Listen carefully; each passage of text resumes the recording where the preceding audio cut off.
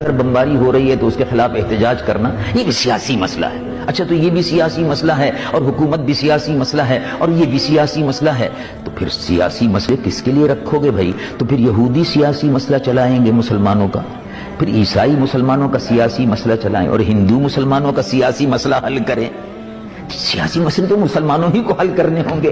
اگر مسلمان ہی اپنی سیاست سے خود دستبردار ہو جائے تو کہ یہودی اور عیسائی اور ہندو آ کر مسلمانوں کی سیاست کریں گے اور مسلمانوں کا نظام حکومت اور مسلمانوں کی گورنمنٹ جو ہے اس کو چلائیں گے؟ یہ تو سوچنے کی بات ہے.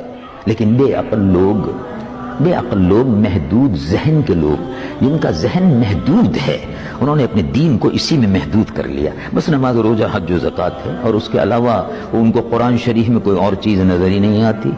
اگر وہ نماز روزہ حج و زکوٰۃ ہی تھا تو پھر ابو بکر صدیق کو حکومت کرنے کی اور حکمراں بننے کی ضرورت کیا تھی؟ ابو بکر صدیق تو نقش بندیوں کے پیشوا ہیں, ختم خواجگان پڑھتے رہتے مسجد نبوی میں, حکومت کرنے کی کیا ضرورت تھی؟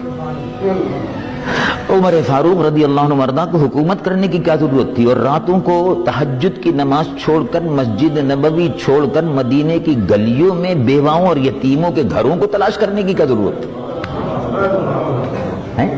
کبھی سوچا؟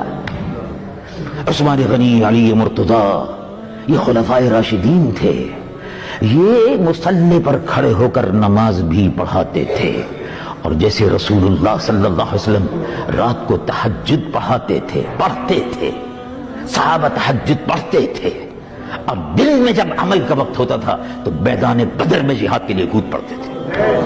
یہ بھی سنت ہے, فقط وہی سنت نہیں ہے.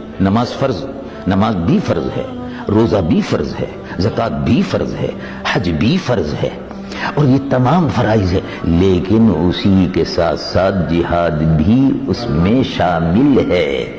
اگرچہ فرض وہ نہیں ہے لیکن فرض کفایہ بہرحال اپنی جگہ پر موجود ہے.